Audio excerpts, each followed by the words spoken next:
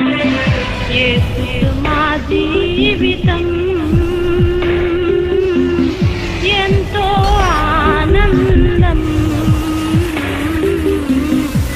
యేసుతో మా జీవితం ఎంతో మాధుర్యం. యేసుతో మా జీవితం ఎంతో ఆనందం. ఈ రోజుల్లో మేలు పొందడాన్ని బట్టే అందరూ కూడా సంతోషించి దేవుని స్తుతించే పరిస్థితుల దగ్గర కొంతమంది ప్రియులారా కీడును అనుభవించి దేవుని కొరకు మనం మేలు అనుభవించదగుదమా, కీడు కూడా అనుభవించతగమా అని చెప్పి యోబు అన్నట్టుగా దేవుని స్తుతించే కొంతమందిని, ఒక్కరిని కాదు, దేవుడు ఇలాంటి బిడ్డలను ఎంతోమందిని దేవుడు బలపరిచి మరలా నిలబెట్టి తన నామాన్ని హెచ్చించుకుంటూ ఉన్నదాన్ని బట్టి దేవునికి మహిమ కలుగును గాక. కనుక దేవుని కృప మన ఎడల చాలా విస్తారంగా ఉంది. ఈ రోజుల్లో ప్రియులారా ఈ రీతిగా దేవుని సేవ చేసేటువంటి సేవకులు చాలా అరుదుగా ఉన్నారు. అరుదుగా ఉన్న సేవకులు ఎవరైతే ఉన్నారో వారినే దేవుడు మన మధ్యలోకి నడిపిస్తూ ఉన్నాడు. దేవునికి స్తోత్రం, హల్లెలూయా. చిన్న మాట నేను దేవుని వాక్యంలో నుంచి జ్ఞాపకం చేసి, ఈరోజు పరిశుద్ధాత్మ పండుగ, ఈరోజు పరిశుద్ధాత్ముడు కుమ్మరించబడినటువంటి రోజుగా ప్రియులరా ప్రపంచవ్యాప్తంగా, దేశవ్యాప్తంగా అన్ని సంఘాలలో కూడా పరిశుద్ధాత్ముడి యొక్క కార్యాన్ని జ్ఞాపకం చేసుకుంటున్నటువంటి ఈ తరుణంలో ఒక మాట నేను జ్ఞాపకం చేస్తాను. పరిశుద్ధాత్ముని యొక్క కార్యాల గురించి యోహాను సువార్త 16వ అధ్యాయము 8వ వచనాన్ని మనం చదువుకుందాం. 8వ వచనాన్ని మనం చదువుకుందాం. 16వ అధ్యాయము 8వ వచనం. త్వరగా. ఆయన వచ్చి పాపమును గూర్చియు, నీతిని గూర్చియు, తీర్పును గూర్చియు లోకమును ఒప్పుకొన చేయును. పరిశుద్ధాత్ముడు ఒక వ్యక్తి యొక్క జీవితాన్ని దర్శించినప్పుడు, ఆయన ఆ వ్యక్తి యొక్క జీవితంలోనికి వచ్చినప్పుడు ప్రియులారా ఆయన చేసే ప్రాముఖ్యమైనటువంటి మొదటి కార్యం ఏంటంటే పాపమును గురించి ఒప్పింపచేస్తాడు, నీతిని గురించి ఒప్పింపచేస్తాడు, తీర్పును గురించి ఒప్పింపచేస్తాడు. ఈ ఒప్పుదల పశ్చాత్తాపము మనలో కలిగితే ఖచ్చితంగా మనలో పరిశుద్ధాత్ముడు ఉన్నాడు అనేటువంటి విషయం స్పష్టమవుతూ ఉంది. రెండవదిగా మనం చూసినట్లయితే ఆయన వచ్చినప్పుడు ఆయన మనల్ని ఏం చేస్తారో తెలుసా? ఆయన మనల్ని ఒట్టిగా విడిచిపెట్టరు, ఆయన మనతో ఉంటారు, ఆయన మనలో ఉంటారు. యోహాను సువార్త 14వ అధ్యాయము మనం చూసినట్లయితే 14వ అధ్యాయము 17వ వచనం. లోకము ఆయనను చూడదు, ఆయన ఎరుగదు గనుక ఆయనను పొందనేరదు.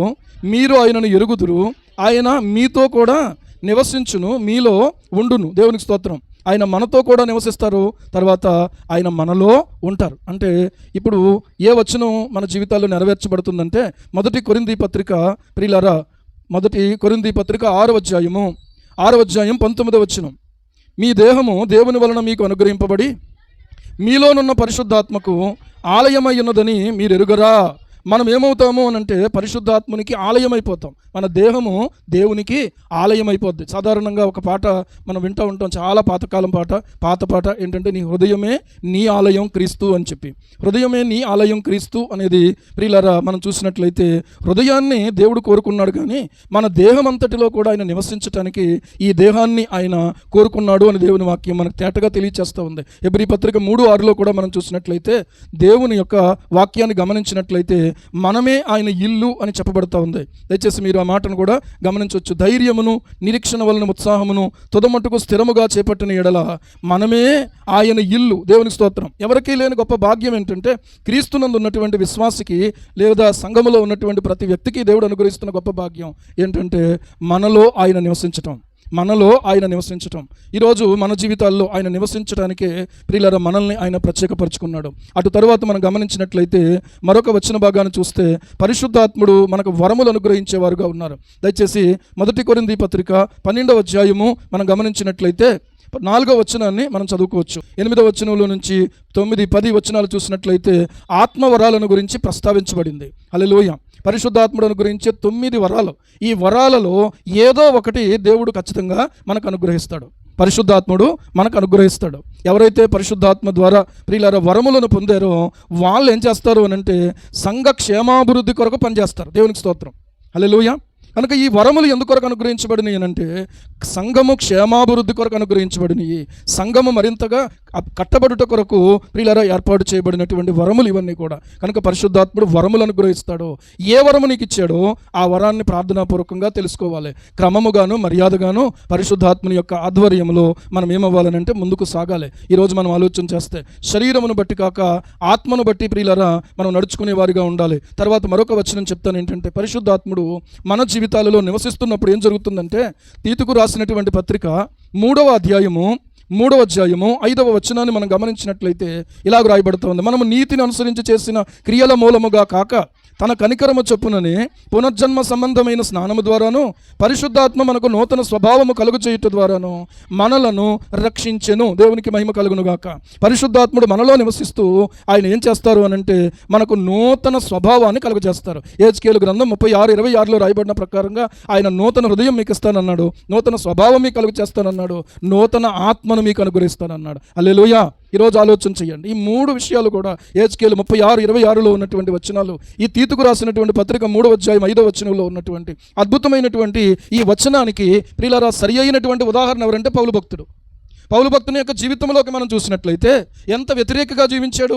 తిమోతికి రాసినటువంటి మొదటి పత్రిక మనం చూసినట్లయితే 12వ వచనంలో, మొదటి అధ్యాయం 12వ వచనం, పూర్వము అతని జీవితం చెప్పబడింది. దోషకుడను హింసకుడను హానికరుడనైనటువంటి నన్ను తన పరిచర్యకు నియమించి నమ్మకమైన వానిగా ఎంచినందుకు నన్ను బలపరిచిన మన ప్రభువైన క్రీస్తు యేసునకు కృతజ్ఞుడనై ఉన్నాను. హల్లెలూయా.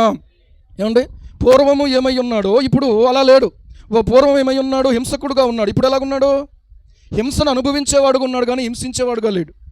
ఏ నామము నిమిత్తమై ప్రజలను హింసించాడో ఆ నామము నిమిత్తం ఆ హింసను తాను భరించడానికి తను తానే దేవునికి అప్పగించుకున్నవాడుగా ఉన్నాడు. తర్వాత చూస్తే హానికరుడుగా ఉన్నటువంటి వ్యక్తి ఎలా మారిపోయాడంటే మేలుకరంగా మారిపోయాడు. ఎవరిని చూసినా క్రీస్తునందు ఉన్నటువంటి వారికి అందరికీ హాని చేయటం అతని యొక్క స్వాభావికమైనటువంటి ఆలోచన. కానీ ఇప్పుడు ఏంటంటే మేలుకరంగా అనేకులకు ప్రియులరా ప్రజలందరికీ మేలుకరంగా, సంఘానికి మేలుకరంగా, ప్రోత్సాహకరంగా మారిపోయాడు. ఈ రోజున మనలో ఒక మార్పు తీసుకొస్తాడు పరిశుద్ధాత్ముడు. హల్లెలూయా.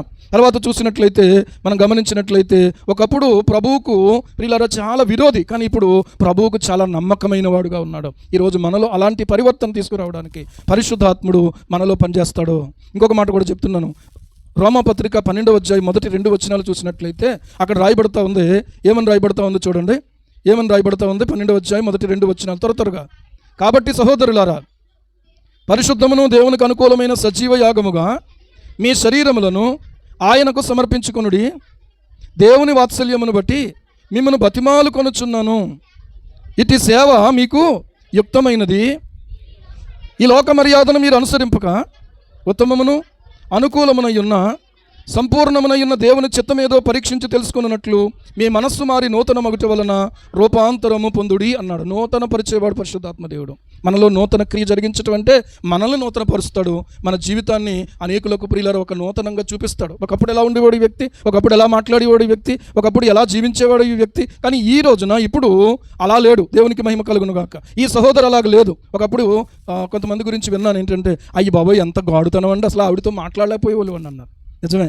కానీ ఇప్పుడు అదే వ్యక్తితో ఏమండి ఆ వ్యక్తి ఎవరితో మాట్లాడినా కూడా ఎంత మంచిగానో, ఎంత సౌమ్యంగానో, ఎంత సాత్వికంగానో, ఎంత ప్రేమగానో మాట్లాడే వ్యక్తిగా మార్చబడటం అనేది జరుగుతూ వచ్చింది. ఈరోజు దానిని బట్టి దేవునికే మహిమ కలుగును గాక. ప్రియులారా, మనల్ని మనుషులు పొగుడుతారు, కానీ మనలో మంచితనానికి కారణం ఎవరంటే మనలో నివసిస్తున్న పరిశుద్ధాత్మ దేవుడు. హల్లెలూయా.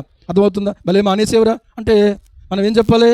నేను మానేయడం కాదు, నాలో ఉన్నవాడు నన్ను అలా మార్చాడు. దేవునికి మహిమ కలుగును గాక. నేను మానేయడం కాదు, నా జీవితం మార్చడానికి ఆయనే మార్చాడు, ఆయనే నాలో నివసిస్తున్నాడు అని చెప్పడానికి ప్రియులారా ఈరోజు మనము ఎప్పటికప్పుడు సిద్ధంగా ఉండాలి. అంతేగాని ఎవరు పొగిడితే పొంగిపోయి విమర్శలకు కృంగిపోయే వాళ్ళగా మనం ఉండకూడదు. పరిశుద్ధాత్మతో నడిపించబడేవారు పొగడతలకు పొంగిపోరు, విమర్శలకు కృంగిపోరు. ఎందుకంటే పరిశుద్ధాత్ముడు ఆ రీతిగా ప్రత్యేకపరుచుకుంటాడు. దేవునికి మహిమ కలుగును గాక. మీరు చూడండి, రెండూ ఉంటాయి, మనకి రెండూ ఉంటాయి. పౌలు గారికి ఏమున్నాయి? సుకీర్తి ఉంది, దుష్కీర్తి ఉందా? మనకు కూడా రెండూ ఉండాలి. రెండూ ఉంటేనే మనం నిజమైన క్రైస్తవులు. అర్థమవుతుందా? దేవుని వాక్యం చెప్పబడుతున్నటువంటి మాట ఏంటంటే ప్రభువు నామం నిమిత్తము మనం ఎప్పుడైతే ప్రియులారా నింద పాలవుతామో అప్పుడు మన మీద పరిశుద్ధాత్ముడు నిలుచుచుంటాడట.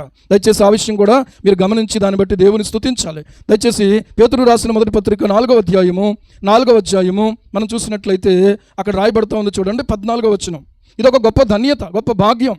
క్రీస్తు నామము నిమిత్తం మీరు నిందపాలైన ఎడల మహిమా స్వరూపి అయిన ఆత్మ అనగా దేవుని ఆత్మ మీ మీద నిలుచుచున్నాడు గనుక మీరు ధన్యులు. చూసారా ఏమండి, ఎవరు నిలుచుచున్నారు మన మీద? ఎప్పుడు నిలుచుచున్నాడు? ఎవరు ఏమనకుండా, ఎవరు మన జోలికి రాకుండా, ఎవరు మనల్ని విమర్శించకుండా ఉన్నటువంటి పరిస్థితులు మనకు ఉండవు. యేసయ్యను విమర్శించారు, మనల్ని విమర్శిస్తారు, ఎప్పటికీ ఇది కొనసాగుతూనే ఉంటుంది. మీకు అర్థమవుతుందా?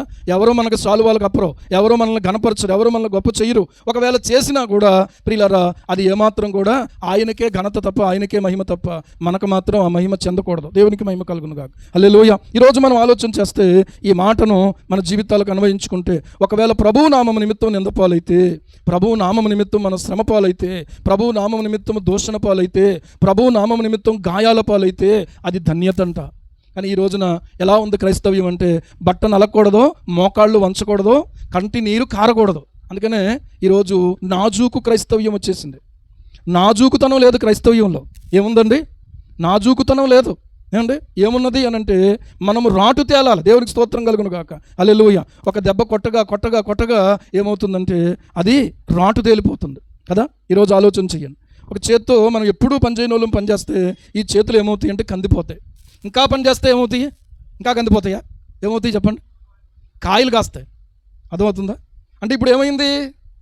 ఇప్పుడు ఈ చెయ్యి ఏమైందంటే రాటు తేలిపోయింది. దేవునికి స్తోత్రం.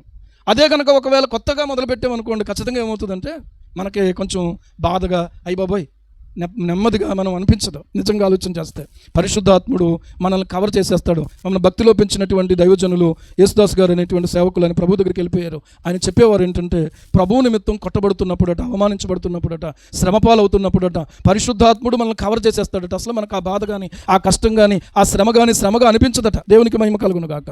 ఈ పరిశుద్ధాత్మ పండుగ రోజున మరింత పరిశుద్ధాత్మని యొక్క అనుభవంలోనికి, పరిశుద్ధాత్మని యొక్క వశములోనికి మనం వెళ్ళిపోతే, ఏమండి ఎవ్వరూ కనిపించకుండా తను ఒక్కడే ఉండి ఇక తనకు చావే గతి తప్ప బతకడానికి ఆస్కారం లేనప్పుడు యోహాను, అపొస్తలుడైన యోహాను ఆ ప్రకటన గ్రంథాన్ని ప్రియులారా రాయడానికి ముందు ఏమంటే పద్మాసు లంకలో ఒక్కడైపోయాడు.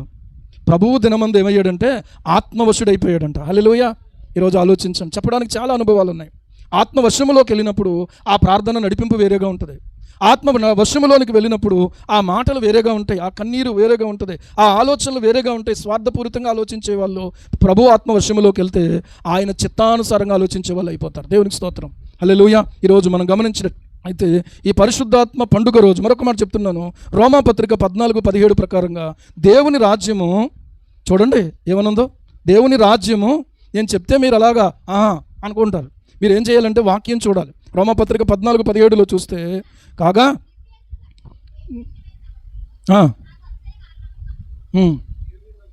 దేవుని రాజ్యము భోజనమును పానమును కాదు కానీ నీతియు సమాధానమును పరిశుద్ధాత్మ యందలి ఆనందమునయ్యున్నది. హల్లెలూయా. మీరు ఏది చదివారు? నేను 17 చదవమంటే ముందు ఇంకోటి చదివితే నేను తప్పు చెప్పానా అనిపించింది. కానీ 17 కరెక్టే అని చెప్పింది. దేవునికి స్తోత్రం. దేవుడు నన్ను బతికించాడు. గమనించండి. ఆయన యందు ఆనందమే మనకి. ఎప్పుడు ఆనందం తెలుసా? అందరూ పొగిడినప్పుడు కాదు, లేకపోతే అందరూ అంతా సుఖంగా ఉన్నప్పుడు కాదు.